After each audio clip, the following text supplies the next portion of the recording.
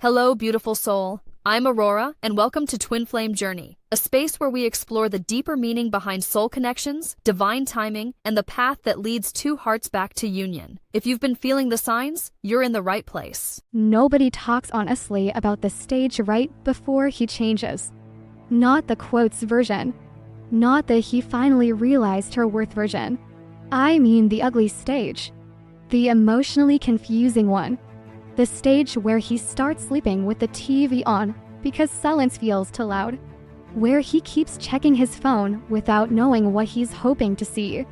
Where he says he's fine so many times it starts sounding aggressive. Where he pulls away from everyone then secretly feels abandoned when nobody chases him.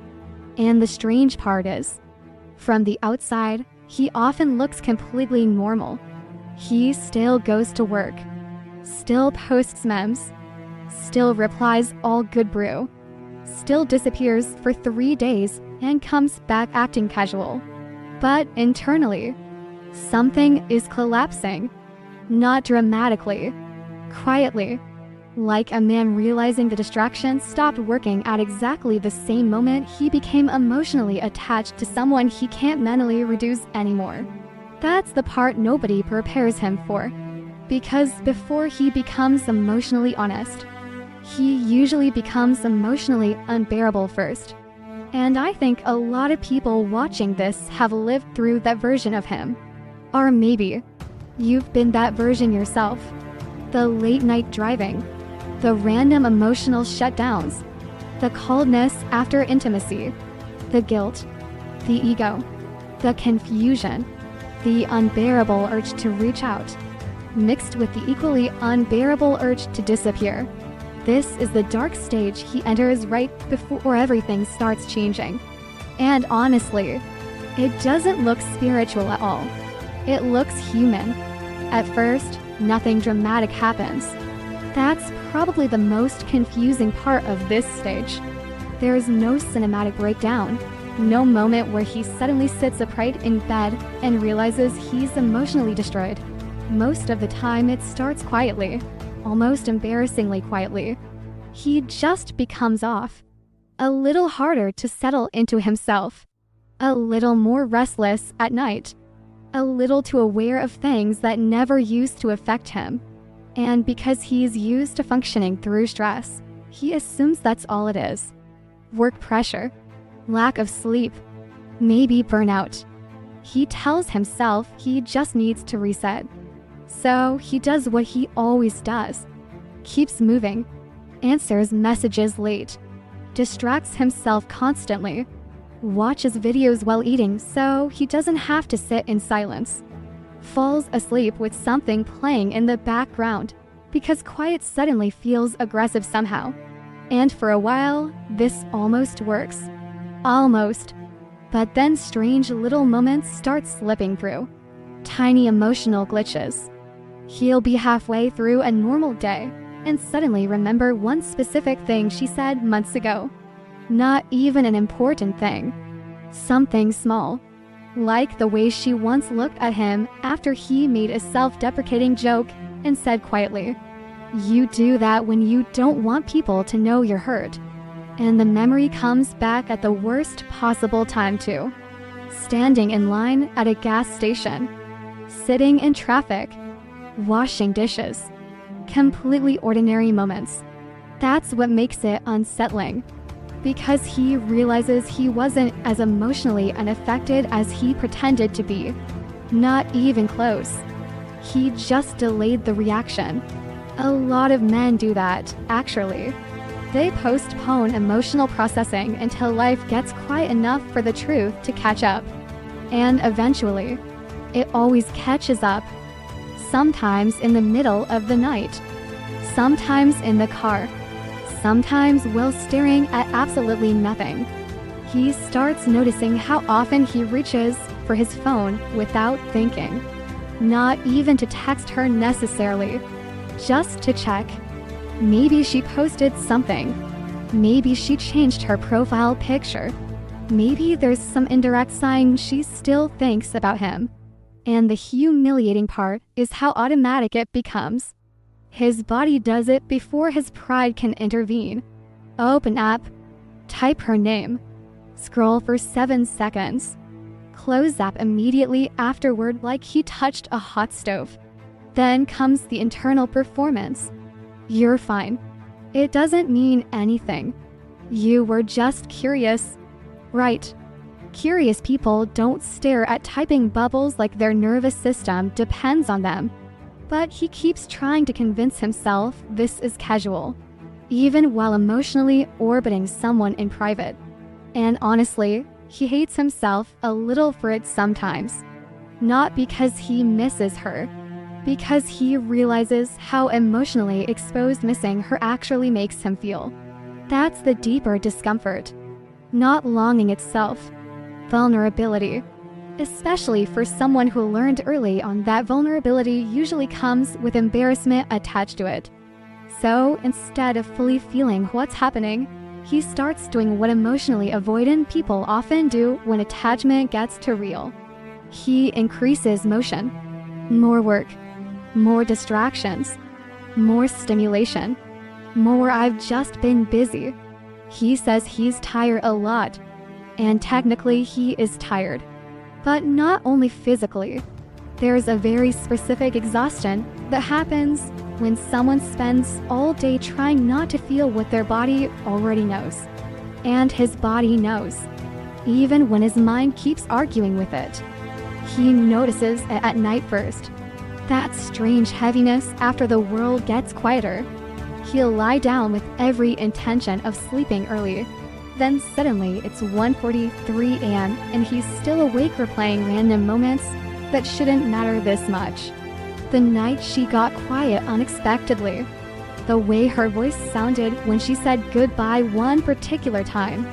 The moment he almost admitted something vulnerable and changed the subject instead.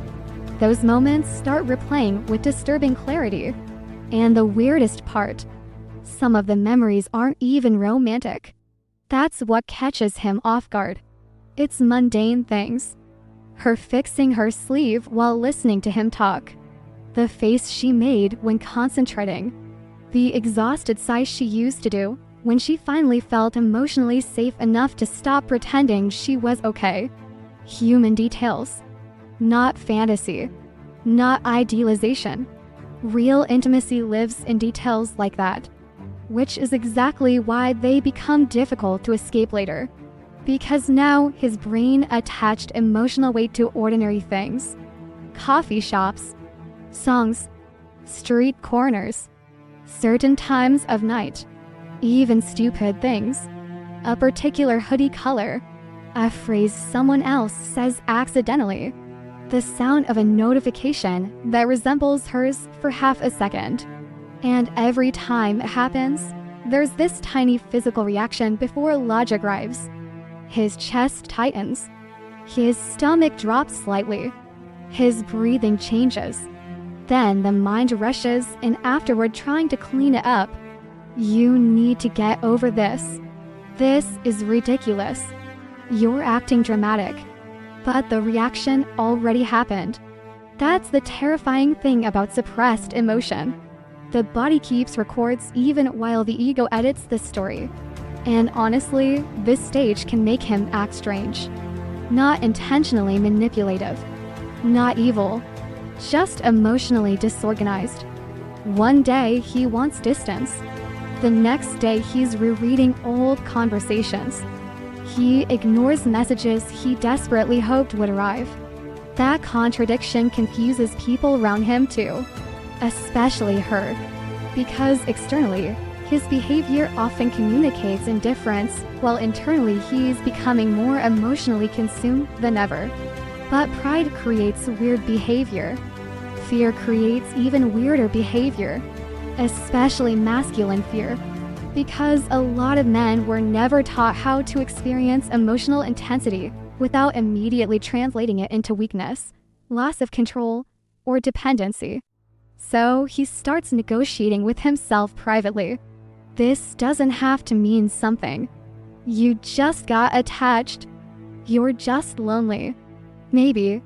But lonely people usually don't remember the exact silence after someone says, I don't know how to reach you anymore. That sentence follows him longer than he admits. Longer than it should.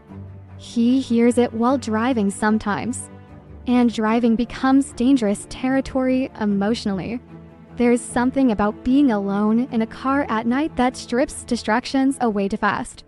The movement, the darkness, the music he suddenly can't listen to casually anymore. He starts skipping certain songs because they hit too directly now.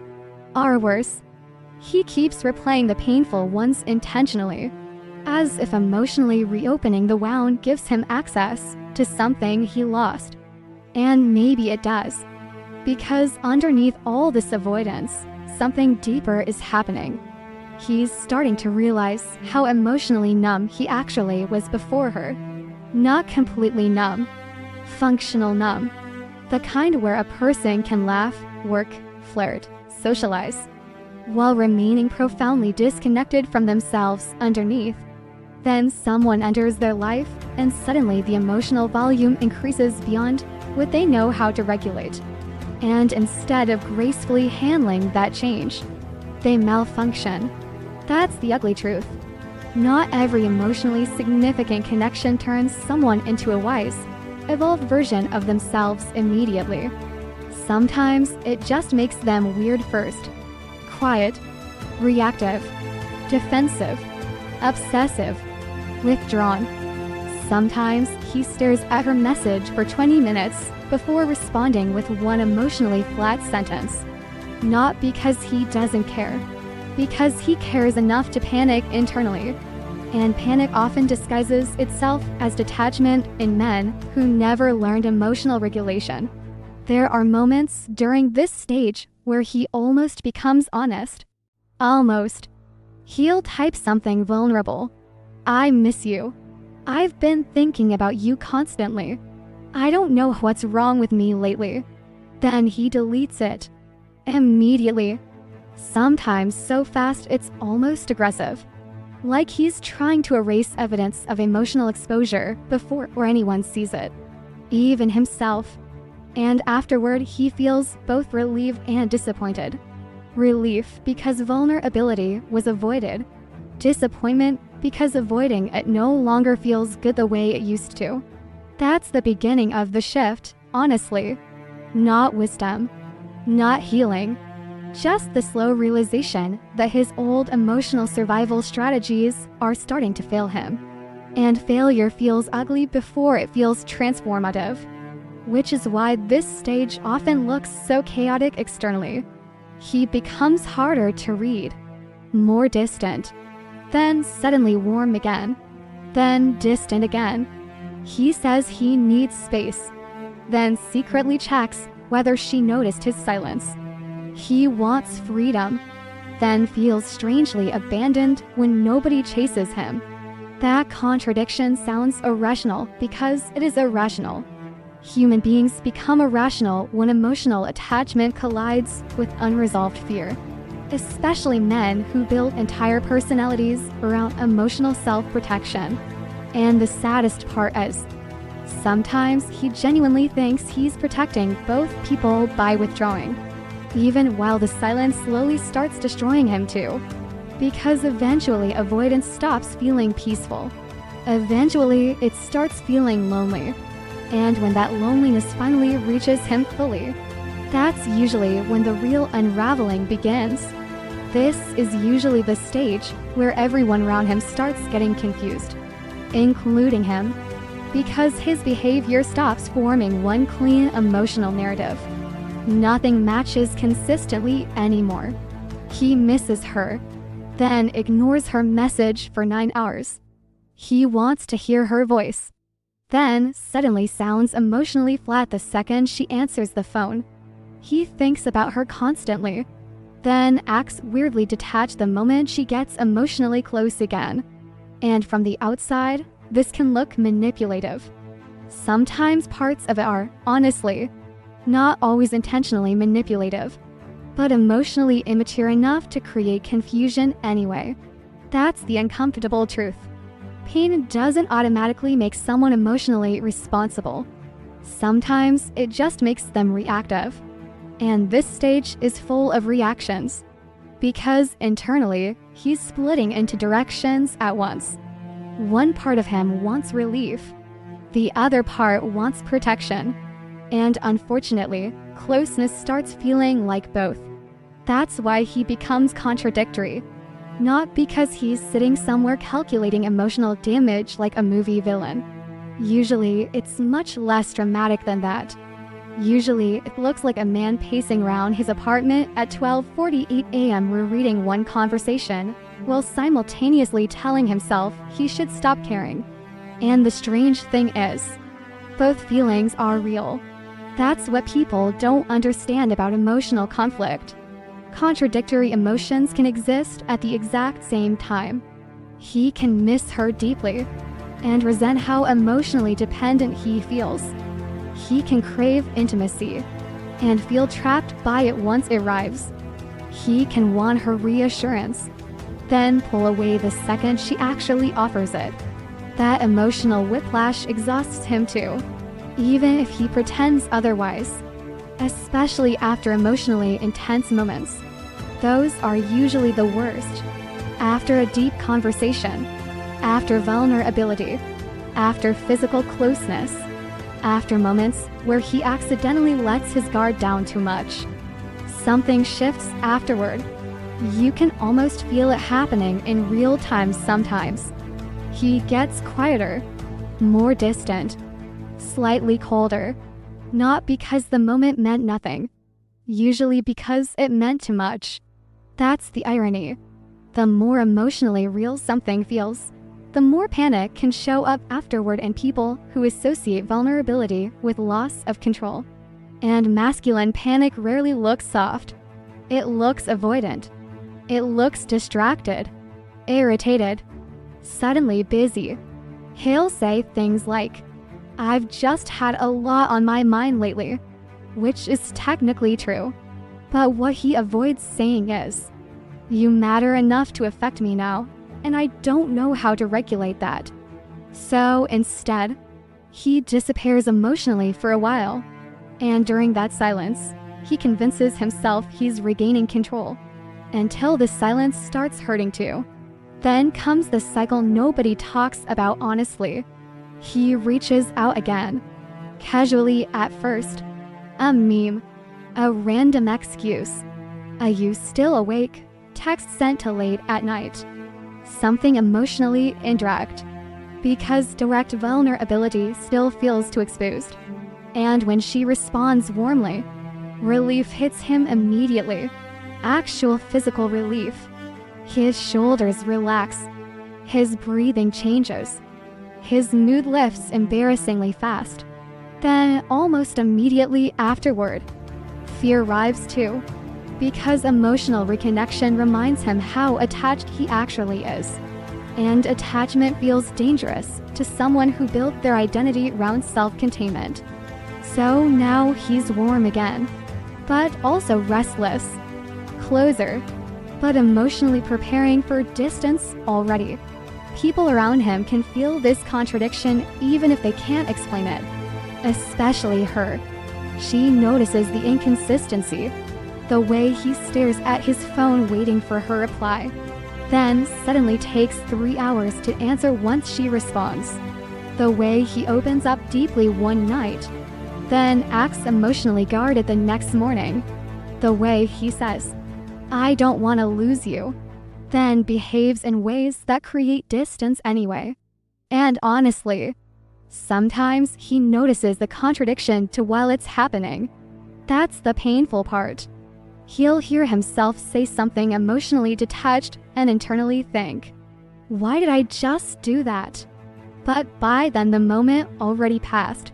So instead of correcting it, he doubles down.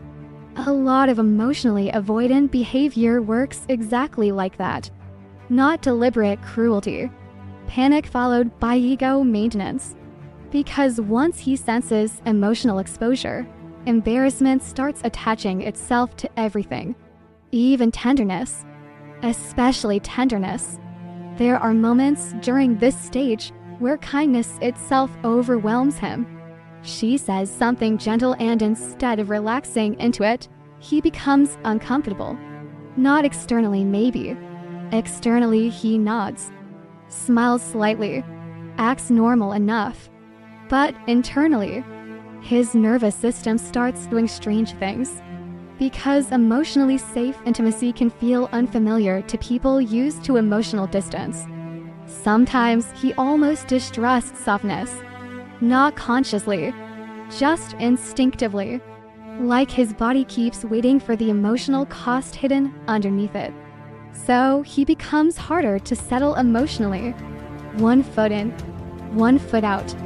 Even while desperately wanting connection.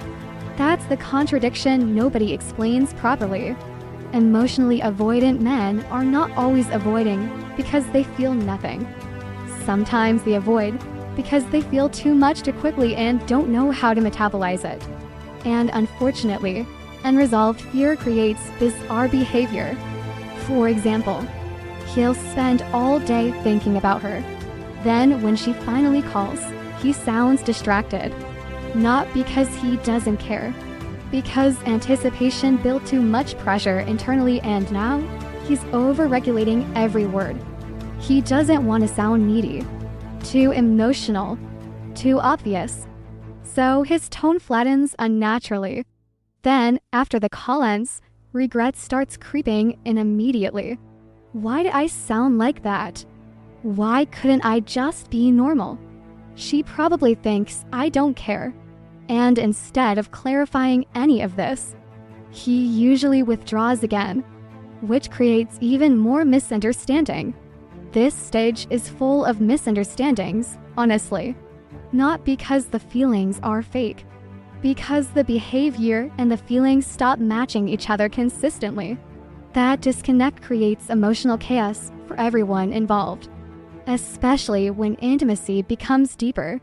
Because deeper intimacy forces him into emotional territory he can no longer intellectualize his way out of. Now his body is involved. His routines are involved. His sense of identity is involved. She's no longer just someone he talks to. She's integrated into his emotional landscape now. And that realization quietly terrifies him. Not in a poetic way, in a human way. The kind where he suddenly feels the urge to isolate after a really good moment together. The kind where he stares at a happy photo of them and instead of simply enjoying it, he feels this strange heaviness in his chest. Because happiness creates the possibility of loss. And some people learned very early that attachment eventually becomes grief. So instead of relaxing into love, they start preparing emotionally for disappearance. Even while the connection is still alive. That's why he can become emotionally colder right after closeness. His nervous system interprets intimacy as emotional risk now, which means after the high of connection comes the urge to regain independence emotionally. Distance becomes regulation, even when it hurts him too. And honestly, there are moments where he knows he's sabotaging things while actively doing it. That's what makes this stage so frustrating. He's not fully unconscious anymore. He notices himself shutting down, deflecting, changing the subject, creating unnecessary emotional space. Sometimes he even catches himself mid-avoidance. She says, "Talk to me, what's going on with you lately?" And for one split second, he almost tells the truth. Almost says, "I think I'm scared of how much this affects me." But then another voice shows up immediately afterward. "Don't say that. You'll lose control. You'll sound weak. What if she stops respecting you?" So instead he shrugs slightly and says, "I don't know, I'm just tired." Tired. That word carries entire emotional wars inside it sometimes. And afterward, he hates the conversation anyway. Not because she asked too much, because he knows he hid again. Then comes the loneliest part of this stage, when he starts realizing that the version of himself protecting him is also isolating him. That realization doesn't arrive all at once. It arrives in flashes. Driving home after pushing her away. Staring at his ceiling after pretending not to care. Feeling strangely empty after successfully creating distance again. Because avoidance gives temporary relief, but long-term emptiness. And eventually he starts feeling both at the same time. Relief and grief. Freedom and loneliness. Distance and emotional withdrawal symptoms he cannot explain properly. That's when the contradiction becomes impossible to ignore anymore. Because now he's emotionally trapped between two unbearable things. The fear of intimacy and the pain of losing it. And during this stage, he keeps bouncing painfully between both. At first, the silence feels necessary. That's important to understand. He doesn't disappear thinking, "This will destroy me emotionally." No. Usually he disappears because silence feels safer than exposure. Safer than saying the wrong thing. Safer than being seen too clearly. Safer than admitting how emotionally affected he's become. So he creates distance. Maybe slowly. Maybe suddenly. Shorter replies. Longer gaps. Less emotional openness. And at first, there's relief in that. Immediate relief. The kind that feels physical. No difficult conversations. No vulnerability hanging in the air. No pressure to explain the chaos inside him that he barely understands himself. For a few days, maybe even a few weeks, he convinces himself he made the right decision. This is healthier. I just need space. I need to get my head together. And honestly, part of that may even be true. But what he doesn't realize yet is that silence doesn't erase emotional attachment. It amplifies unresolved emotion, especially at night. Especially when distractions stop working. That's when the silence changes shape. It stops feeling peaceful and starts feeling loud. He notices it in small ways first. The apartment suddenly feels strange after midnight. Music sounds too emotional. His own thoughts become exhausting company. He starts pacing more, opening apps without purpose, closing them immediately, walking into rooms and forgetting why he went there. And then there's the phone. God, the phone becomes embarrassing during this stage. He checks it constantly while pretending not to care, not even always consciously. His hand just reaches for it automatically. Notifications create tiny bursts of adrenaline now, even stupid ones. A food delivery email, a random group chat, some useless app notification. For half a second his body thinks, maybe it's her. Then comes the disappointment. Then the shame for even hoping. So he throws the phone down dramatically like he's angry at himself for caring. 5 minutes later he checks it again. That's how emotionally unresolved attachment behaves sometimes. Not graceful. Not poetic.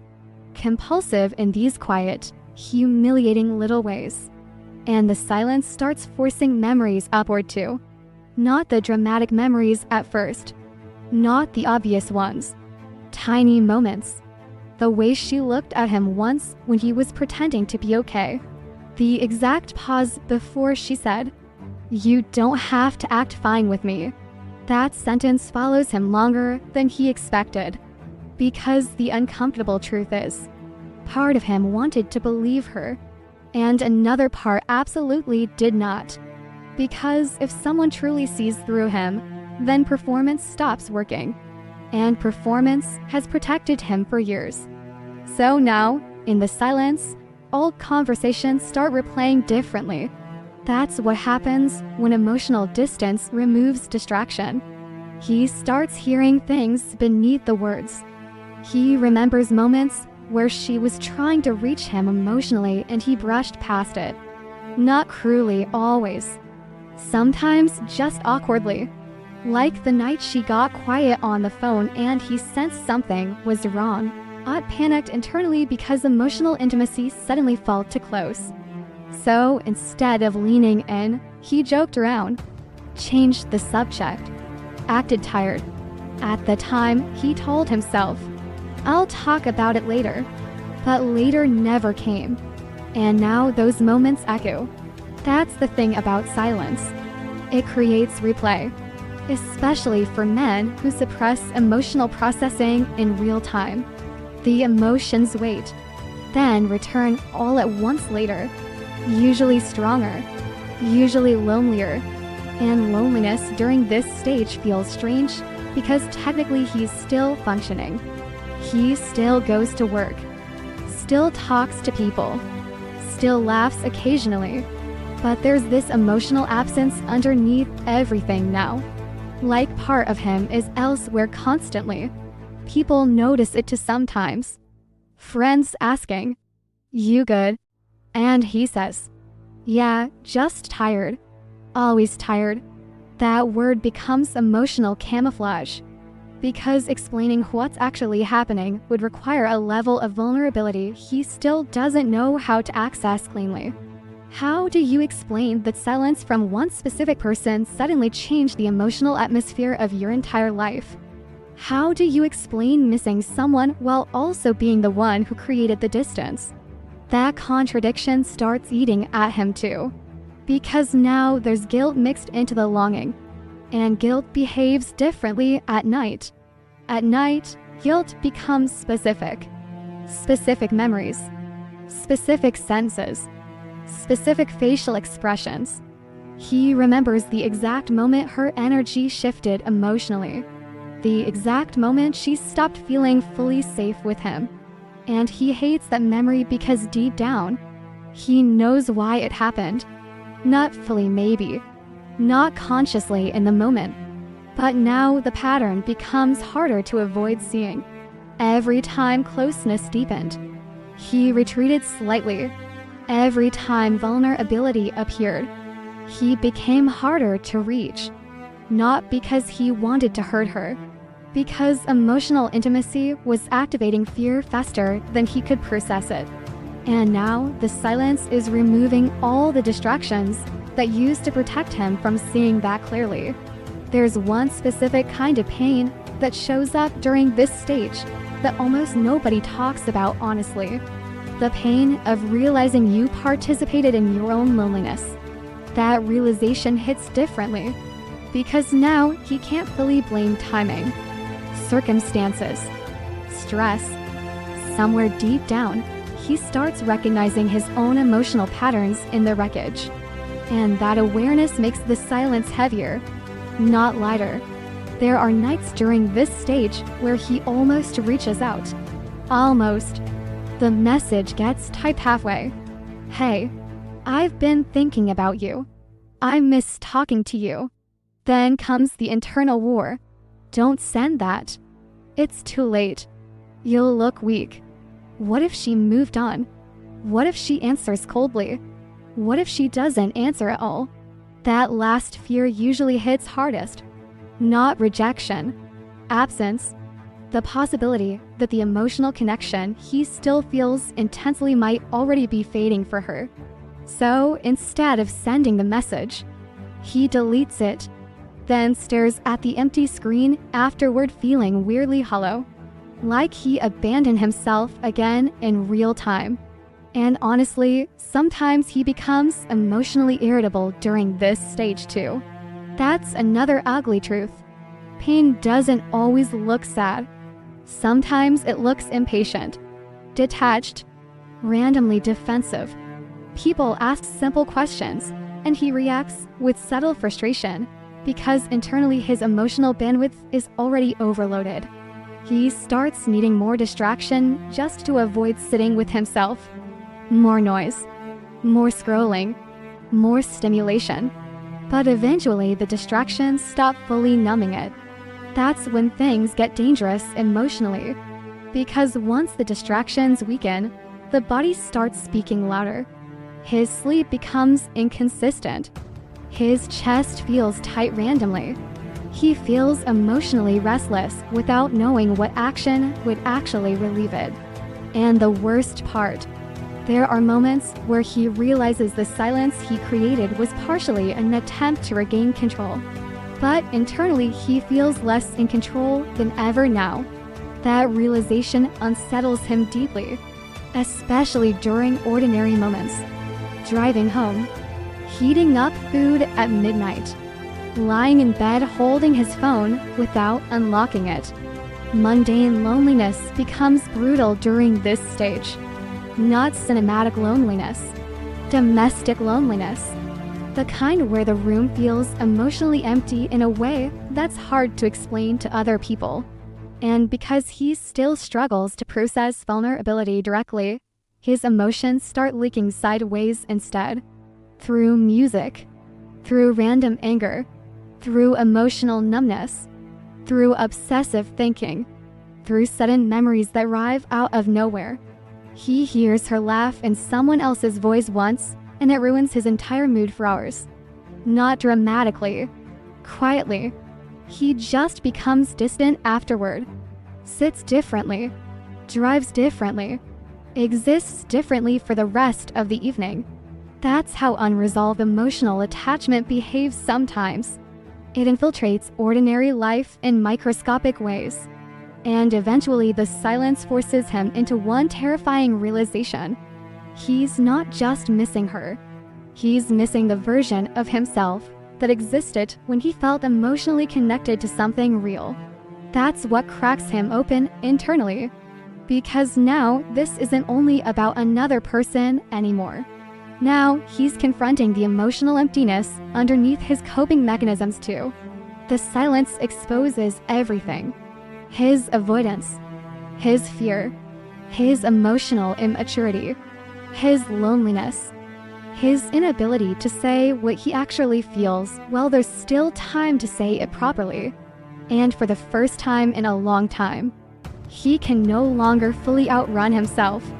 That's why this stage feels so dark emotionally. Not because silence is empty, because silence finally removes enough noise for him to hear himself clearly. And honestly, what he hears at first is not wisdom, it's grief. The strange thing about this stage is that his body usually understands what's happening long before his mind is willing to say it out loud. That's why this part confuses him so much. Because logically, he keeps trying to minimize everything. It's not that serious. You're just stressed. You need sleep. You're overthinking.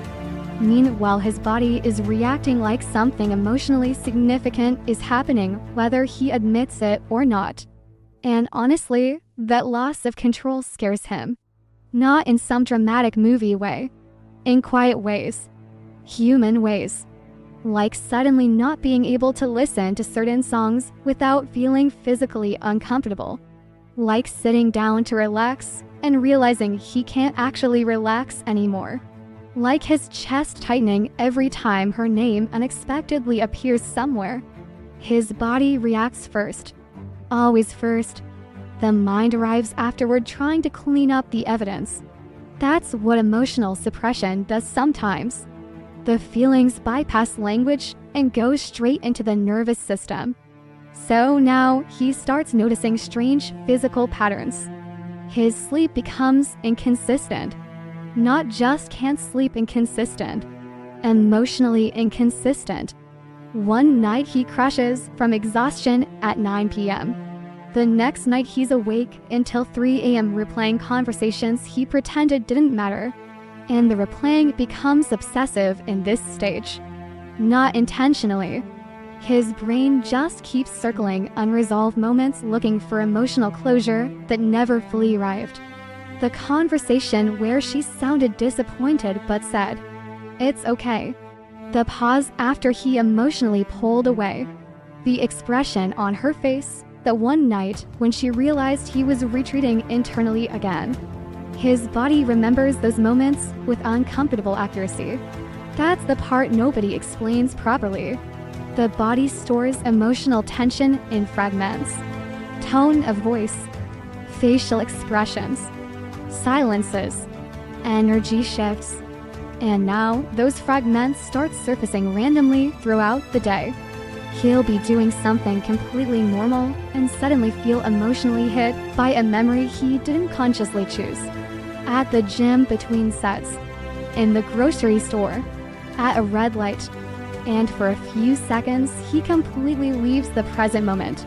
Just gone, emotionally swallowed by some tiny memory. Then he snaps himself out of it fast because even he feels embarrassed by how affected he still is. So he overcompensates. That becomes another pattern during this stage. The more emotionally overwhelmed he feels internally, the more intensely he tries to regain physical control externally. He starts cleaning compulsively, organizing things at weird hours, working out harder, keeping himself constantly busy. Not because productivity solves the emotional problem, because motion temporarily suppresses feeling. Stillness becomes dangerous now. Stillness gives the emotion space to surface clearly. That's why nighttime starts affecting him differently, especially the period right before sleep. No distractions left. No conversations left. No movement left. Just him. And that's when the body starts speaking louder. The chest heaviness. The restlessness. The random adrenaline spikes after thinking about reaching out. Sometimes he grabs his phone impulsively, opens her contact, then freezes. Actually freezes. Like his entire nervous system locks up between impulse and action. Send the message. Don't send it. Just say something normal. No, leave it alone. She probably moved on. But what if she hasn't? That internal dialogue becomes exhausting because it isn't happening calmly. His body is involved now. Heart beating faster, jaw tight, breathing shallow. All over one message he may not even send. And afterward he gets angry at himself for caring this much. That's another thing people misunderstand. Men in this stage often feel ashamed of their emotional reactions. Not just sad, ashamed. Because somewhere along the way, they learn emotional self-control was tied to identity. So now, his own vulnerability feels like evidence of weakness instead of evidence of attachment. Which means every involuntary emotional reaction creates internal conflict. He sees her name unexpectedly. His stomach drops instantly. Then immediately. Get it together. As if emotional reactions can be disciplined out of the body by force. But they can't. Not once attachment has moved beyond surface level. And this realization starts destabilizing him quietly. Because now he's confronting something he spent years avoiding. He is not nearly as emotionally detached as he thought he was. That realization changes how he experiences himself physically too. Food tastes different sometimes. Music feels different. Even social interactions start feeling strange. People talk to him and half his attention disappears inward randomly. Someone asks, "You listening?" And he wasn't. Not fully. Because internally, he drifted into some emotional memory again without warning. And the worst part is how specific the memories become. Not grand romantic moments. Tiny sensory details. The smell of her shampoo on his hoodie weeks later. The way she tucked her hands into her sleeves when she felt vulnerable. Her voice sounding softer after midnight conversations. These details hit him physically because intimacy attached emotional meaning to them. That's what real attachment does. It turns ordinary details into emotional triggers. And he hates how vulnerable that makes him feel. Especially because outwardly he may still be acting composed. That contradiction becomes real after a while. Externally functional, internally unraveling. People still see him go into work, answering messages, making jokes. Meanwhile, his nervous system is reacting to one person's absence like an emotional injury. And honestly, Sometimes the body expresses what the mouth refuses to say. That's why he becomes more exhausted during this stage. Emotional suppression burns energy. Constant self-monitoring burns energy too. Trying not to care takes effort. Trying not to reach out takes effort.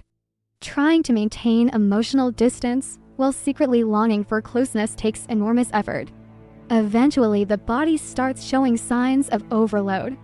Headaches, fatigue, restlessness, random irritability. He starts snapping at small things. Minor inconveniences suddenly feel disproportionately overwhelming. Traffic, noise, slow replies from other people. Because underneath all of it, his emotional system is already strained. And what's difficult is that he may not fully connect the physical symptoms to the emotional reality yet. He still tries to intellectualize it. Maybe I'm burned out. Maybe I just need a break. Maybe I need to focus on myself more. But every attempt to focus on himself somehow circles back to her anyway. That's the frustrating part. Even self-improvement becomes emotionally contaminated now. He goes to the gym and thinks about her, drives somewhere to clear his head and remembers conversations, tries meeting new people and feels emotionally upset halfway through. Because unresolved attachment follows people internally. Distance doesn't automatically erase emotional imprinting. Sometimes it intensifies it, especially when avoidance removed expression, but not feeling. And then there are the moments his body betrays him publicly. Those moments embarrass him the most. Someone casually mentions her name and his face changes before he can control it. Someone asks you to still talk, and he answers too quickly, or too defensively, or too casually. That forced casualness becomes another tell. Oh, nah, it's whatever. Whatever. Meanwhile, he thought about her for 2 straight hours the night before. But pride makes people perform emotional neutrality long after neutrality disappeared internally. There are moments during this stage where he almost breaks emotionally from sheer exhaustion. Not dramatic breakdowns necessarily. Just quiet moments where maintaining the performance becomes too tiring. Like sitting alone in the kitchen late at night staring at nothing. Phone face down on a table. Completely drained. And during those moments, a quieter voice finally starts surfacing underneath all the avoidance. Not loud. Not wise. Just honest. You miss her. Silence. This affected you. Longer silence. You're not okay. That last one is the hardest to admit. Because once he admits that emotionally, he can no longer fully hide behind distraction. And honestly, sometimes he still fights it anyway. That's important. Self-awareness does not immediately create emotional maturity. Sometimes he recognizes exactly what's happening and still avoids, still suppresses, still disappears, still delays honesty. Because the body may recognize attachment before the ego accepts vulnerability. And that gap between emotional truth and emotional admission, that's where this stage becomes painful. His body already knows. His nervous system already knows. His habits already know. The only thing still trying to negotiate reality is his pride. And pride gets very loud right before it starts collapsing. One of the saddest parts of this stage is that the colder he becomes externally, the more emotionally overwhelmed he usually feels underneath. Not always, but often enough that people who've lived through this recognize it immediately. Because emotional shutdown does not always come from indifference. Sometimes it comes from emotional overload, and he doesn't know how to explain that without sounding weak, dramatic, or emotionally unstable. So instead, he starts reducing himself emotionally in front of people. Less expression, less softness, less reaction. He becomes harder to reach. You can feel it in the way he texts, The replies get shorter. The warmth becomes inconsistent. The pauses become longer. Sometimes he reads her message instantly, then deliberately waits before responding because he's trying to regain emotional control over himself, which is ironic.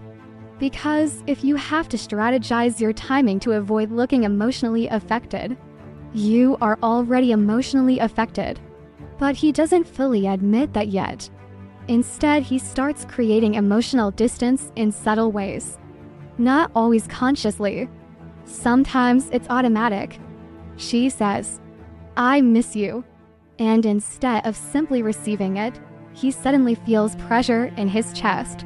Pressure to respond correctly. Pressure to match vulnerability. Pressure to expose himself emotionally too. So what does he do? He softens the moment. Jokes. Deflects. Change his tone. Or worse, he responds to casually, "Lol, you'll survive." And afterward he stares at his own message feeling weirdly sick. Because that's not actually what he wanted to say. What he wanted to say was, "I miss you too and it's affecting me more than I know how to handle." But that sentence feels far too exposed. So instead he performs emotional control. That's the tragedy of this stage. He starts becoming emotionally colder than he naturally is because coldness feels safer than transparency, especially after intimacy deepens. That's when this behavior usually intensifies. People rarely talk honestly about masculine avoidance after closeness. The emotional recoil that happens after real connection, after long conversations, after vulnerable moments, after physical intimacy where emotional walls accidentally drop to low. Something shifts in him afterward, and you can literally feel it happen sometimes. The energy changes. He becomes quieter, less emotionally available, slightly distracted. She notices immediately. Of course she notices. Women usually notice emotional withdrawal long before men admit they're withdrawing. And when she asks, "Are you okay?" he says, "Yeah, why?" That why always carries tension. Because part of him genuinely doesn't want the moment examined too closely. Not because he wants distance permanently. Because closeness triggered emotions he doesn't fully know how to regulate yet. And the more emotionally significant the connection becomes, the more exposed he feels internally. That exposure creates panic. Not visible panic necessarily. Functional panic. The kind where a man suddenly becomes obsessed with regaining emotional independence after intimacy. He needs space, silence, distance. Not because the connection meant nothing, because it meant too much. That's the contradiction that hurts everyone involved, especially her. Because externally it feels personal. She opens up. He pulls away. She gets closer. He becomes harder to read. And honestly, sometimes he hates himself while he's doing it. That's what makes this stage emotionally ugly. There are moments where he recognizes his own behavior in real time and still cannot stop it. He'll feel himself shutting down emotionally during a conversation. Actually feel it happening physically. His tone flattening. His body tensing. His responses shortening. And internally another voice says, "Don't do this again." But the defense mechanism already activated. That's the difficult thing about deeply ingrained emotional protection. It often reacts faster than conscious intention. Especially in men who learn emotional control through suppression instead of expression. So now warmth starts feeling risky. Tenderness feels exposing. Need feels humiliating. And because he cannot comfortably express emotional dependency, he starts overcorrecting toward detachment. He wants to appear unaffected, even while being deeply affected. That contradiction creates bizarre behavior. He stalks her profile, then acts emotionally unavailable when she reaches out. He misses her intensely, then behaves coldly the moment she becomes emotionally warm again. He wants reassurance, then resents himself for needing reassurance at all. That internal conflict starts exhausting him. But instead of softening, he often hardens temporarily, because hardness creates the illusion of stability, and illusions become very important during emotional overwhelm. He starts saying things like, "I just need to focus on myself. I don't want anything serious right now. I need to clear my head." And maybe part of him believes those things genuinely in the moment. But underneath those statements is often another truth he struggles to say directly. I don't know how to be emotionally close to someone without feeling vulnerable and overwhelmed. That sentence feels too honest though, too revealing. So instead he creates emotional ambiguity, not always maliciously, sometimes defensively. Because if the relationship remains undefined emotionally, then technically he can still pretend he isn't fully invested, even while emotionally revolving around her constantly. That's what makes this stage so confusing for both people. His behavior says distance. His nervous system says attachment. And the split between those two realities starts tearing him apart quietly, especially during moments where his coldness hurts her visibly. Those moments stay with him longer than he admits. The slight change in her face after he responds emotionally flat. The silence after she stops trying to reach him emotionally. The moment she says, "You're here, but you're not really here anymore." God, that sentence destroys him internally. Even if externally he just looks away and shrugs slightly. Because deep down, he knows she's right. Part of him has already started retreating emotionally for self-protection. Not because he stopped caring, because caring became too intense. And the more emotionally attached he becomes, the more dangerous honesty starts feeling. That's why emotional intimacy creates such strange reactions in him now.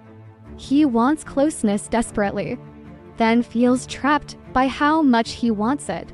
He wants her reassurance, then becomes colder immediately after receiving it because dependency terrifies him. And dependency does terrify him, not in an abstract way, in a physical way.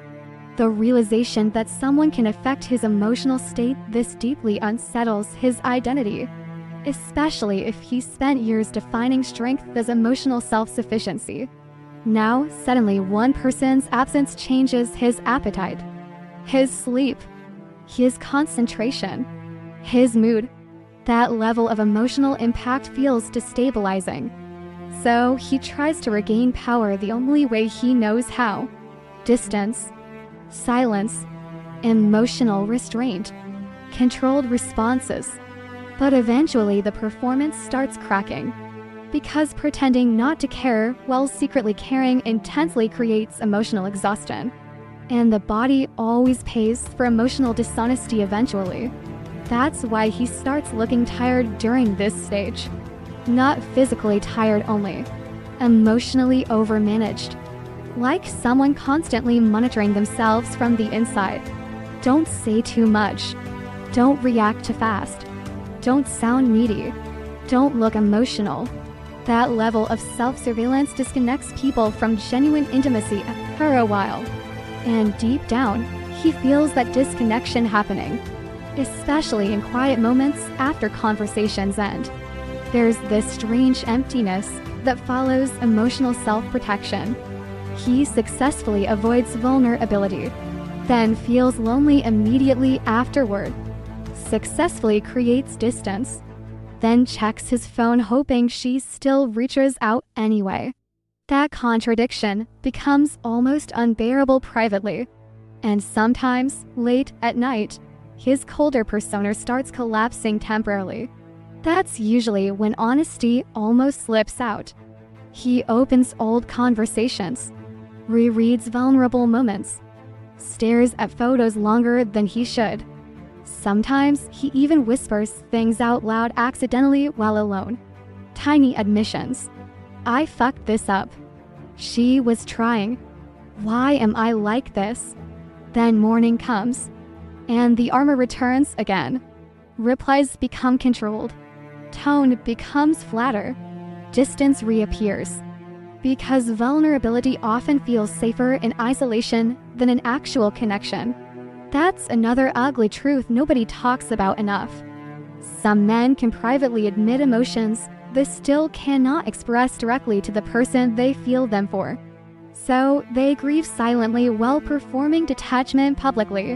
And after a while, the performance itself becomes painful. Because now he feels emotionally split in half. The colder version of himself feels safer, but also emptier. And somewhere underneath all the avoidance, all the delayed replies, all the emotional withdrawal, a quieter truth starts growing harder to suppress. He doesn't actually want distance as much as he wants protection. And unfortunately, those are not the same thing. There's a point in this stage where his old way of coping doesn't feel reliable anymore. Not all at once. It fades. Quietly. Like a system that used to run in the background without issues suddenly slowing down, freezing, glitching in places he never had to think about before. At first, he tries to ignore it. That's his instinct. Keep functioning, keep moving, keep things normal enough so nothing has to be examined too closely. But normal starts slipping. Not in dramatic collapse. In small failures. He opens his phone and forgets why he unlocked it. He sits in front of work and rereads the same line 3 times.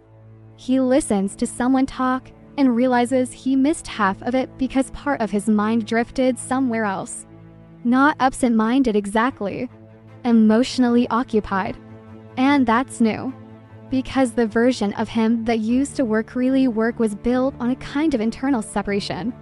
Feel something, but don't let it interrupt function. Feel it later.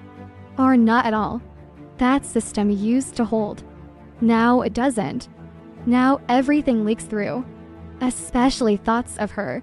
Not even always direct memories. Sometimes just emotional echoes. He'll be doing something completely ordinary, washing his hands, tying his shoes, waiting for coffee, and suddenly there's that slight internal drop. Not a full memory, just a feeling. And the feeling is enough to shift his entire internal state for a few seconds. He notices this happening more and more. And instead of naming it, he tries to fix it the only way he knows how. He increases structure. More work. More gym. More tasks. More noise. It looks productive from the outside. But internally, it's something else. It's containment. Because stillness has become unsafe in a way he can't easily explain to anyone. Stillness doesn't feel peaceful anymore. It feels like exposure. So he avoids it. He keeps himself in motion so he doesn't have to sit long enough to feel what's actually happening underneath. But the problem with this strategy is simple. Motion doesn't erase emotional residue. It only delays it. And delays eventually collect interest. There are moments where he catches himself mid-distraction and realizes he's been avoiding one specific thought for hours without consciously deciding to. That thought is usually her, or the absence of her, or the version of him that existed when he still felt emotionally connected without overthinking everything. That version starts feeling distant now. Not just in time. In an identity. Like someone he used to be, but can no longer access easily. And that creates something uncomfortable. Not sadness first. Confusion. Because he can feel himself changing, but he can't fully explain the direction of the change. He still functions socially, still laughs when appropriate, still responds normally enough, still appears composed. But internally, there's a kind of fragmentation starting to form. One version of him is trying to maintain control. Another version is quietly reacting emotionally to everything he refuses to fully acknowledge. And those two versions don't coordinate well. That's why his behavior starts feeling inconsistent even to himself. He'll say something casual in conversation and immediately feel like it didn't match what he actually feels. Then overthink it later. Why did I sound so detached? Why did I act like that didn't affect me? And then the correction phase begins. He tries to adjust, be more normal, be more present, be more emotionally stable. But the effort itself creates tension, because now he's monitoring himself constantly. Am I being too much? Am I being too cold? Did that sound weird? Did she notice? That self-monitoring becomes exhausting. Not dramatic exhaustion. Slow emotional fatigue. Like carrying something invisible all day that nobody else can see, but he can't put down either. And the strangest part is how much effort it takes to appear unaffected. People think emotional detachment is easy. It's not.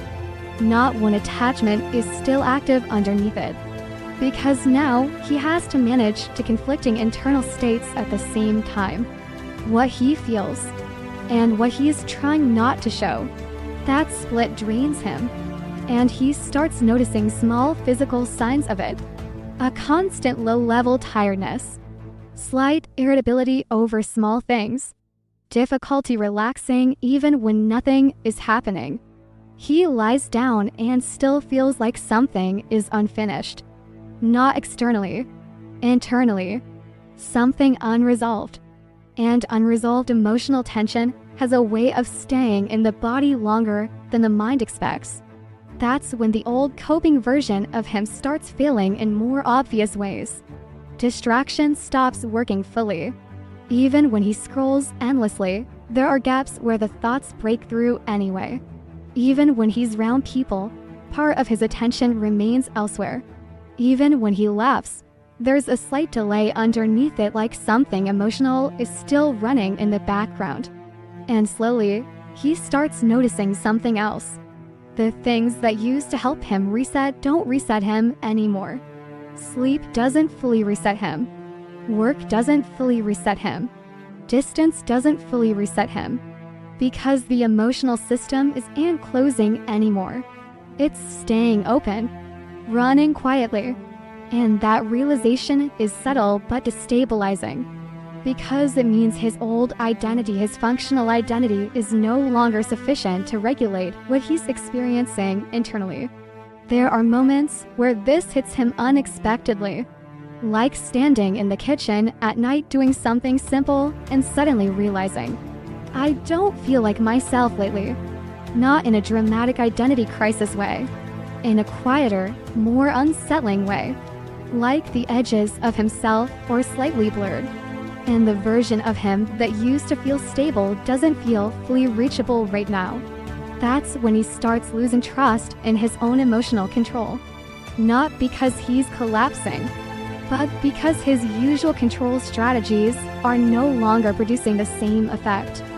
He tries to reset himself emotionally, take space, focus on work, ignore emotional triggers, stay busy. But emotional patterns don't disappear through avoidance alone. They reorganize and come back in different forms. Sometimes as fatigue, sometimes as numbness, sometimes as sudden emotional spikes at unexpected times. Like hearing her name in a random context and feeling a sharp internal reaction that he didn't plan for and can't fully suppress. And afterward, he gets frustrated. Not with her, with himself, because part of him thought he was past this level of emotional reaction. But he isn't. Not yet. And that realization quietly challenges the identity he was trying to maintain. The I'm fine version of himself starts feeling less believable, even internally, especially internally, because there are moments alone where he drops the performance completely. No one watching. No need to appear composed. And in those moments, the truth feels more direct. He misses her. Not in a poetic sense, in a simple, uncomfortable way. Like something is missing from his daily emotional environment and he can't fully replace it with anything else. And that realization creates another layer of discomfort. Because missing someone doesn't fit neatly into the identity he was trying to maintain. It doesn't align with emotional control. It doesn't align with independence. It doesn't align with the version of himself that doesn't get affected like this. So instead of integrating it, he tries to minimize it. It's just habit. It's just attachment. It will pass. But it doesn't pass as quickly as he expects. Because the emotional system doesn't follow intellectual timelines. And that mismatch starts creating internal tension. He can think he's fine, while his body continues reacting otherwise. He can tell himself he's detached, while still feeling subtle emotional activation whenever something reminds him of her. That contradiction becomes harder to ignore over time. And eventually, there are moments where even distraction feels hollow. He'll be surrounded by noise, activity, conversation, and still feel a strange sense of emotional absence underneath it all. Not sadness exactly, disconnection. Like something essential is no longer fully integrated into his internal world. And that's when the fear starts appearing more clearly. Not fear of her. Fear of what it means that he can be affected this deeply and still not fully know how to handle it. Because if his old version of himself can't manage this, then who is he becoming now? And that question doesn't have a clear answer yet. Only a slow, uncomfortable transition happening in real time. One he hasn't fully named, but can no longer ignore either. Regret doesn't show up like a dramatic confession. At least not here. Not in this stage. It arrives quietly, in fragments. And the worst part is how ordinary those fragments feel. He doesn't wake up one day suddenly overwhelmed by clarity. It's more like he's making coffee at 10-12 a.m. and suddenly remembers a sentence he said weeks ago that he didn't think mattered at the time. But now it does. Now it sits in his chest like something unfinished. Something slightly embarrassing. Something he can't correct anymore. That's how regret starts forming in this stage. Not as a moral realization, as emotional replay. He'll be doing something completely unrelated, scrolling, driving, answering emails, and suddenly a moment will surface without permission. Her face when he changed the subject too quickly. The pause after he responded too coldly. The exact moment she stopped trying as hard to reach him emotionally. And he remembers thinking nothing of it at the time. Or worse, thinking he had time. That I'll fix it later mindset. It feels almost naive now. Because later doesn't always arrive in the way he assumed it would. Regret here is not loud. It's humiliatingly small. That's what makes it harder to process. He remembers a night where she tried to say something honest and vulnerable, and he responded half present, distracted, emotionally elsewhere. Not cruel, just not fully there. At the time, he told himself, "I'm just tired." But now that memory returns with a different weight. Now it feels like something he should have handled differently. He replays the tone of his own voice. Flat, short, emotionally unavailable without intending to be. And he hates the version of himself in hindsight. Not dramatically, not in a self-destructive way. Just a quiet internal discomfort. Like watching a recording of yourself where you realize you were less present than you thought you were. And the strange thing is, he didn't realize it in the moment. That's what makes regret complicated here. It requires distance from your own behavior to fully see it. And now that distance exists. So everything becomes clearer in a way that feels slightly unfair. Because clarity, without the ability to change the past, is its own kind of emotional pressure.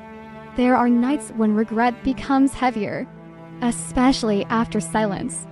especially after he avoids reaching out again. He lies in bed, phone face down, pretending he's just resting. But his mind is not resting. It starts collecting moments, one after another, like evidence he never intended to review. That time she asked, "Are you okay?" and he said yeah too quickly. That moment she got quiet and he didn't follow up. That conversation where she softened emotionally and he didn't match it. And slowly, a pattern becomes visible. Not in a judgmental way, in a painfully obvious way. She was trying, and he wasn't always meeting her there. Not because he didn't care, but because care became complicated for him. Too much care started triggering withdrawal instead of connection. And now that he can see it more clearly, he doesn't know what to do with that awareness. Because awareness without action becomes emotional weight. He tries to rationalize it at first. Everyone has flaws. No relationship is perfect. I was going through things. All of that is technically true, but it doesn't fully dissolve the feeling. Because regret in this stage is not about blame. It's about recognition. Recognition that something was happening emotionally in real time that he didn't respond to properly. And now the opportunity to respond differently is gone. That's what makes it sit heavier than he expected. There's one specific kind of memory that returns repeatedly. The almost moments. The times he almost opened up. Almost said something real. Almost stayed emotionally present instead of retreating. He remembers the feeling right before he shut down. That split second where vulnerability was available. And then fear stepped in. It wasn't even a conscious decision sometimes. More like an internal reflex. And afterward, he would act like nothing happened. Change the subject. Make a joke. Pull away slightly. At the time, it felt like control. Now it feels like missed connection. And missed connection doesn't hurt immediately. It accumulates. That's the difference. Regret here doesn't explode. It builds. Slowly. Through repetition. He sees her name somewhere and feels something subtle shift in his chest. Not overwhelming. Just enough to notice. And then another memory attaches to it. And another. Until ordinary life starts carrying emotional traces he didn't consciously choose. He hears a similar voice tone in public and his mind briefly fills in her presence. He sees a message notification and feels a brief emotional spike before realizing it's unrelated. That delay between emotional reaction and cognitive correction becomes more noticeable now. His body reacts first. His mind follows later. And sometimes the gap between those two feels too wide. Because in that gap, emotion exists unfiltered. There are also moments where he tries to detach from regret by focusing on logic. What's done is done. You can't change the past. Move forward. But regret doesn't respond well to logic alone. Because it's not asking for correction. It's asking for acknowledgement. And he hasn't fully given it that yet. Instead, he keeps it compartmentalized. But compartments have a way of leaking over time. Especially at night. Especially in silence. Especially when he's alone long enough for emotional honesty to surface without interruption. There is a specific type of loneliness that appears here too. Not just missing someone, but missing how he behaved when things still felt more emotionally alive. Missing the version of himself who didn't withdraw as easily, who didn't overthink every emotional response, who didn't default to distance when things became real. And that realization is uncomfortable because it shifts the focus inward. Not on her anymore. On him. On patterns. On responses. On timing. On all the small decisions that didn't feel significant at the time, but now seem interconnected. He starts recognizing something he avoided before. The connection didn't just fade. It was affected by his reactions to it. That realization doesn't come with self-hate, but it does come with discomfort, because it challenges the narrative of it just didn't work out. Now it becomes more complicated. Now it becomes, I was there, but not always fully there. And that kind of honesty is difficult to hold without wanting to immediately escape it. So sometimes he does escape it. He scrolls. He distracts himself. He talks to other people. He re-enters noise. But regret doesn't disappear. It just pauses and resumes later with slightly more detail, more specificity, more emotional weight. There are even moments where he imagines alternate responses. What if he had stayed present in that conversation? What if he had said something honest instead of deflecting? What if he had allowed himself to be seen without pulling away? These thoughts don't come as fantasies. They come as replays, almost like his mind is trying to simulate versions of himself that didn't retreat. And that creates another subtle emotional tension, because he can now see what could have been different, but he cannot re-enter those moments. That mismatch creates a quiet frustration underneath everything. Not loud, not dramatic, just persistent. And sometimes it shows up physically too. A tightening in the chest, a slow exhale while remembering something he wishes he handled differently, a pause in his movement when a memory becomes too clear. He starts noticing how often he says nothing in response to these memories. No external reaction, just internal processing. Silent, contained, like everything else. And that's what defines this stage of regret. It is experienced privately, repeatedly, and without resolution. No closure event. No single moment of understanding. Just accumulation. Small humiliating realizations that arrive in everyday life and leave quietly without asking permission. And eventually, he begins to understand something he didn't fully accept before. Regret is not always about losing someone. Sometimes it's about realizing you were emotionally present enough to affect something deeply, but not consistently present enough to sustain it. And that realization doesn't ask for punishment. It just stays, quietly, in the background of everything that comes after. He doesn't admit it out loud, not even to himself at first.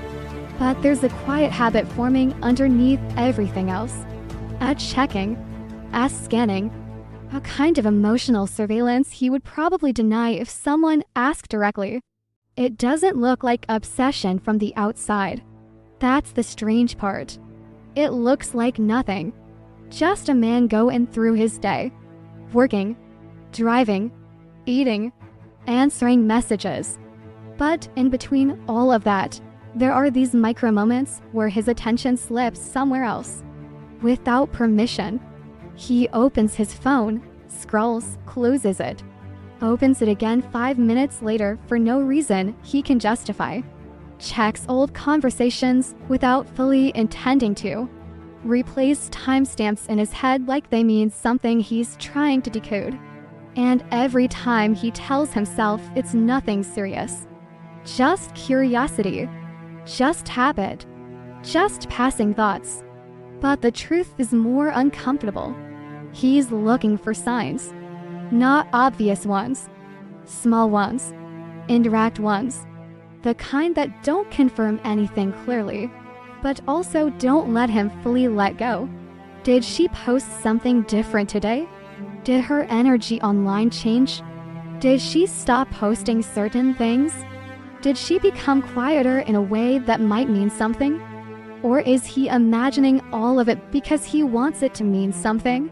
That last question always shows up eventually, but it doesn't stop him from checking again. Because beneath all the rational explanations, there's still this quiet hope he refuses to fully name. Maybe she still feels him. Not in a dramatic way. Not in a we are destined kind of way. just still there, still affected, still remembering, still emotionally connected in some invisible way, even if she isn't showing it. Especially if she isn't showing it. That's the part he doesn't like admitting, because it makes him sound emotionally unstable. But internally, it's not framed that way. It feels more like unfinished emotional resonance, like something between them didn't fully settle yet. And if it didn't fully settle, then maybe it still exists in some form. That's the logic his mind quietly builds at night when he's alone with too much silence. And he knows it's not fully rational. But emotional thinking rarely asks for rational permission. There are moments when he almost tests it, almost reaches out, almost sends something simple and casual just to see what happens. Nothing heavy. Something safe. Something that doesn't expose too much. Just a hey or a random excuse disguised as coincidence. But even before he acts, another fear interrupts him. What if there's nothing there anymore? Not anger, not rejection, just absence. That she reads it and feels nothing. That she responds politely without emotional weight. That the connection he still feels internally no longer exists on the other side. That fear is sharper than rejection, because rejection still means impact. Absence means emotional erasure, and that possibility makes him pause every time.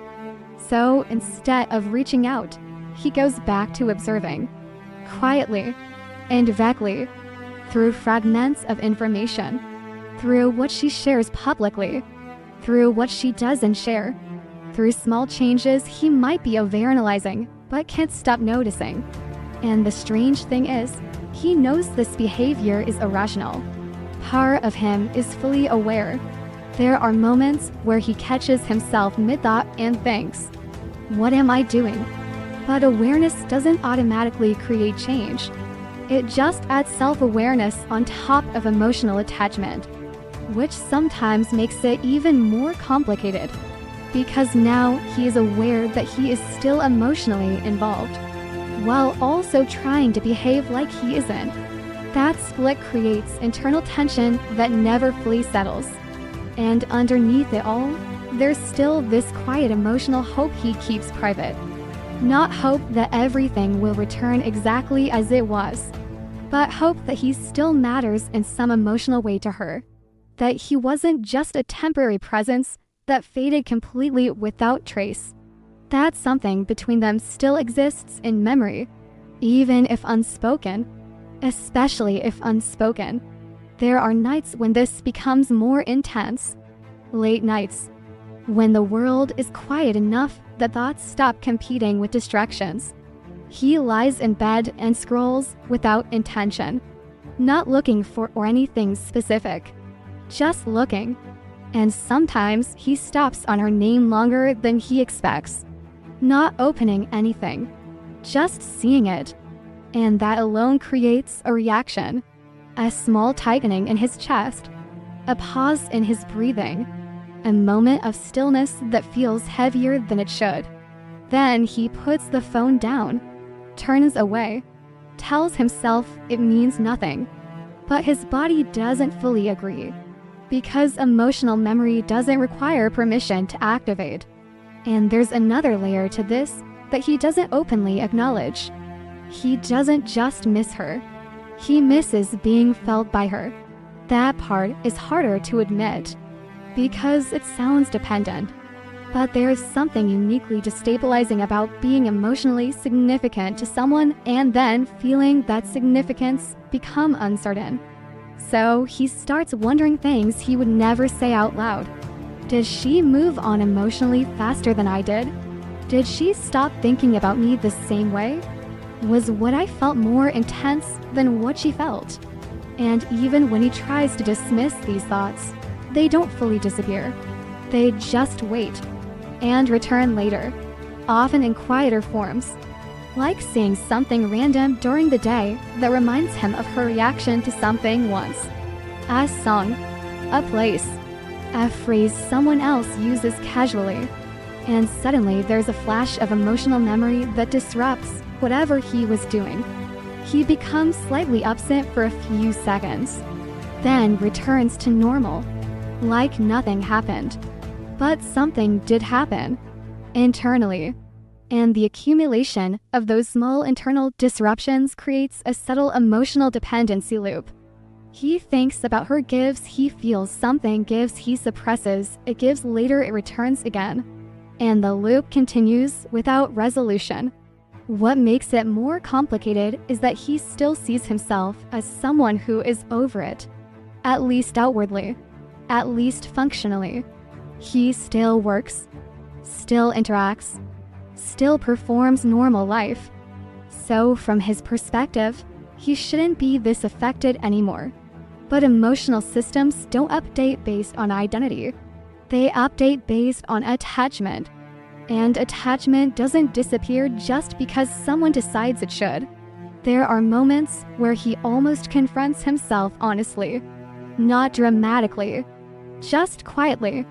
Sitting alone, phone in hand, no distractions. And a thought appears. If she contacted me right now, would I act like I'm fine? He knows the answer. He would try. He would definitely try.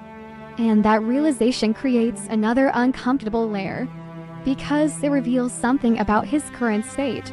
He is still emotionally reachable by her. That realization doesn't feel romantic. It feels exposing, because it means the connection didn't fully turn into memory yet. It still has emotional activation potential, still affects him, still pulls attention. And that creates a strange contradiction. He is trying to move forward emotionally, while still secretly hoping there is a thread between them that hasn't fully disappeared. Not enough to rely on, but enough not to fully release. And that in-between state becomes emotionally draining over time, because it prevents full closure, but also prevents full presence. He is not fully in the past, not fully in the present, somewhere in a suspended emotional state where observation replaces action, and hope replaces clarity. Even if he doesn't call it hope, he might call it curiosity, or habit, or unfinished business. But underneath those words is something simpler. He still wants to matter in her emotional world, and until he knows for sure that he doesn't, some part of him will keep checking, quietly, repeatedly, without fully admitting why. If someone expects collapse to look cinematic, they usually miss it completely when it actually happens. Because in this stage, nothing really breaks in a visible way. There's no sudden scream, no big confession, no dramatic ending where everything falls apart at once. It's quieter than that. Almost disappointingly normal. He still wakes up, still answers messages, still shows up where he needs to show up. But something underneath all of that stops feeling fully alive. Not gone, just muted. Like the volume of his emotional world got turned down without him noticing the exact moment it happened. And at first, he thinks he's just tired. That explanation comes easily. It's simple. It's socially acceptable. It doesn't require deeper reflection. So he repeats it. I'm just tired lately. But the truth is more layered than fatigue.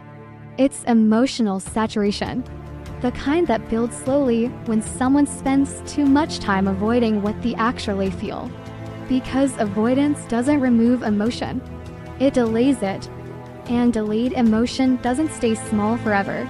It accumulates quietly until even ordinary moments start feeling heavier than they should.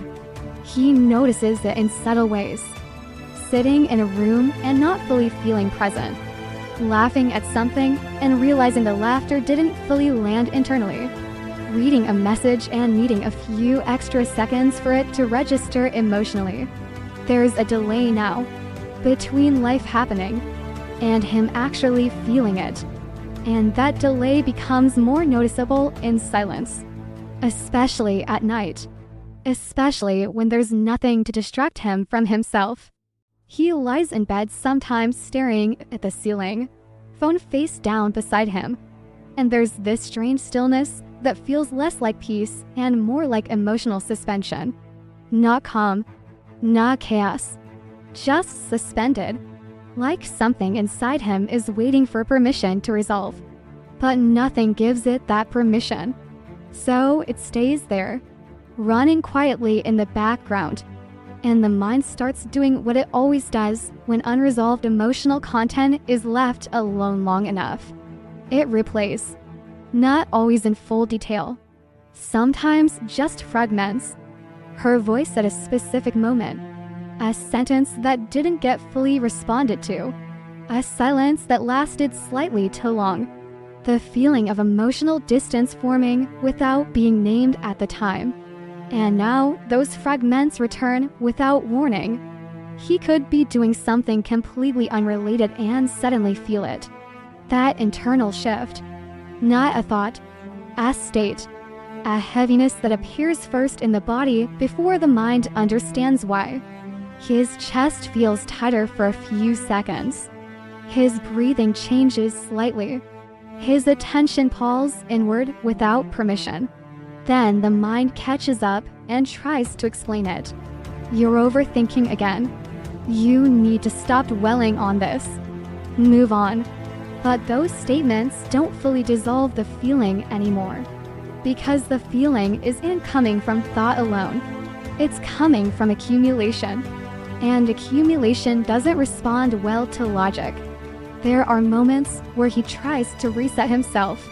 He goes out more, keeps busy, tries to stay around people, and for a while, it works in a surface level way. He can function socially. He can appear normal. He can even enjoy moments in a partial way. But there's always a background layer now, like another emotional channel running underneath everything. Not loud enough to interrupt everything, but constant enough to prevent full immersion. And that's what starts bothering him without him fully naming it. He realizes he can't fully lose himself in things the way he used to. There's always a part of him slightly elsewhere, watching, processing, remembering, and that elsewhere is not peaceful. It's unresolved. He tries to ignore it. But ignoring emotional weight doesn't reduce it. It just redistributes it. So instead of showing up as one clear emotional breakdown, it shows up as small inconsistencies. Irritation over small things. Emotional numbness in situations that should feel more engaging. Sudden fatigue that doesn't match physical activity. Moments where he feels disconnected without knowing why. People might ask, "You okay?" And he responds automatically, "Yeah, I'm fine." But internally, that answer starts feeling less true than it used to. Not because something externally catastrophic is happening, but because internally, something is misaligned. And misalignment is harder to explain than pain. Pain is clear. Misalignment is vague. It's the feeling of not fully recognizing your own internal reactions anymore. He still reacts, but the reactions feel slightly delayed, slightly distant, slightly unfamiliar, like he's observing himself rather than fully inhabiting himself. And that creates a subtle form of discomfort that builds over time. Because being emotionally disconnected from your own reactions is unsettling in a way that's difficult to articulate. There are moments where he catches glimpses of this more clearly. For example, when something reminds him of her unexpectedly. It could be something small, a sound, a phrase, a place he didn't expect to trigger anything. And suddenly, there's that shift again. But instead of it being intense like before, it feels distant. Like the emotion is happening, but slightly out of reach. He recognizes it. He feels it. But he doesn't fully enter it. And that creates confusion. Because part of him expects stronger reactions. But what he gets instead is emotional fog. not clarity, not resolution. Fog. And fog is harder to interpret than pain, because you can't fight something you can't fully see. So he starts overthinking the fog itself. Why am I like this? Why do I feel detached? Why does nothing feel fully real lately? And that self-questioning doesn't always lead to answers. Sometimes it just leads to more internal noise. There are nights where he sits alone and realizes something uncomfortable.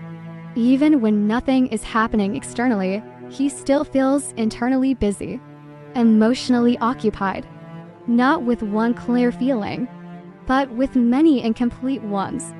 None fully processed, none fully resolved, just layered. And that layering creates emotional fatigue that sleep doesn't fully fix. He wakes up still carrying it, not as a dramatic burden, as background weight. And over time, that weight starts changing how he experiences himself. He becomes slightly more withdrawn in conversations, slightly less emotionally expressive, slightly more controlled in how he reacts, not because he decided to become colder, but because emotional overflow made spontaneity harder. And spontaneity is often the first thing to go when someone starts self-regulating too heavily. There's also a growing awareness that he can no longer fully separate emotional life from mental functioning. The two are blending in a way he doesn't fully understand yet. Thoughts trigger feelings. Feelings trigger physical sensations. Physical sensations trigger more thoughts. It becomes a loop. And within that loop, her presence still appears intermittently, not constantly, but persistently enough that it never fully disappears from his internal system. And that persistence prevents full emotional closure, which is why the breakdown doesn't look dramatic. Because it's not a collapse, it's a sustained internal shift, a slow restructuring of emotional patterns he hasn't fully named yet. And the most unsettling realization during this stage is not that something is falling apart. It's that nothing has to visibly break for something to fundamentally change. He is still functioning, still present, still recognizable to others. But internally, something is reorganizing itself quietly, and he can feel it happening, even if he can't fully explain what it's becoming yet. It doesn't happen the way people imagine it will. There's no clear turning point, no sudden realization where everything clicks into place and he becomes someone new overnight. It's slower than that, almost frustratingly slow. More like something inside him gets tired of repeating the same pattern before he even fully understands what the pattern is doing to him. At first, it's subtle. He notices he's not reacting the same way anymore. Not to everything, just to the emotional cycles he used to live inside without questioning. The reaching out, the pulling away, the checking, the suppressing, the pretending he doesn't care, the caring anyway. That loop starts feeling heavier, not because it changes dramatically, but because it starts feeling predictable in a way that becomes exhausting. He still does it, but something inside him starts watching it happen, like a quiet observer sitting slightly behind his reactions. And that observer doesn't judge, it just notices. Again and again, this is the same pattern. This is the same response. This is the same fear showing up in a different shape. And at first, he tries to ignore that awareness, because awareness without action can feel uncomfortable. It removes the comfort of unconscious repetition, but doesn't immediately replace it with something better. So there's this strange in-between state. He is no longer fully inside his avoidance, but not yet fully outside either. There are moments where he still pulls away emotionally, automatically. A message arrives and he delays responding, not because he doesn't care, but because care now comes with too much internal complexity attached to it. If he responds too quickly, he feels exposed. If he responds too slowly, he feels distant. If he responds honestly, he feels vulnerable. If he responds casually, he feels fake. So sometimes he just pauses, longer than necessary, staring at the screen. Not because he doesn't know what to say, but because every possible version of what he could say feels slightly wrong in a different way. And in those pauses, something important shifts. He starts noticing how much energy it takes to maintain emotional inconsistency. Because inconsistency isn't neutral. It drains something. And that drain becomes more obvious now. He feels it in quieter ways. Less desire to overperform emotionally. Less impulse to chase distraction immediately. Less automatic reaction to suppress anything uncomfortable. Not gone. Just weaker. Like the system is slowly losing enthusiasm for its own defense mechanisms. There are nights where he sits alone and realizes something strange. He's not actively running anymore. Not fully. He still avoids. He still distracts. He still overthinks. But the urgency behind it has softened, as if part of him is beginning to question whether running is still necessary. That question doesn't come as a thought. It comes as fatigue. A kind of emotional exhaustion that makes avoidance feel less like protection and more like maintenance. And maintenance starts feeling expensive. Not financially, emotionally. He starts noticing that even when he successfully avoids thinking about her, the relief is shorter than it used to be. It doesn't last. Because the emotional system doesn't reset cleanly anymore. There is always something left running underneath. A background awareness that doesn't fully turn off. And that awareness begins to shift his behavior in subtle ways. He doesn't reach out less because he is suddenly brave. He reaches out less because the internal conflict before reaching out becomes too tiring. He doesn't pull away as intensely because the emotional effort required to detach completely is no longer worth it. Everything becomes slightly less extreme. Not balanced, just less reactive. And that less reactive state is where something important starts forming. There are moments where he almost surprises himself. He feels something emotional rise. The urge to withdraw. The urge to check.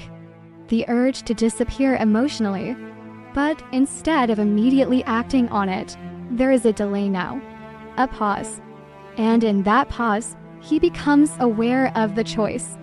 Not fully conscious at first. Just a faint recognition. I don't have to react like I used to. That realization doesn't fix anything immediately, but it interrupts the automatic cycle. And interruption is the beginning of change here. Because for a long time, his emotional life has been mostly automatic. Reaction after reaction. Pattern after pattern. Avoidance disguised as control. But now, the automatic layer is starting to slow down just enough for awareness to enter. And awareness changes the texture of everything. Even when behavior hasn't fully changed yet. There are still moments where he misses her intensely. That doesn't disappear. But it feels different now. Less chaotic. More contained. More reflective.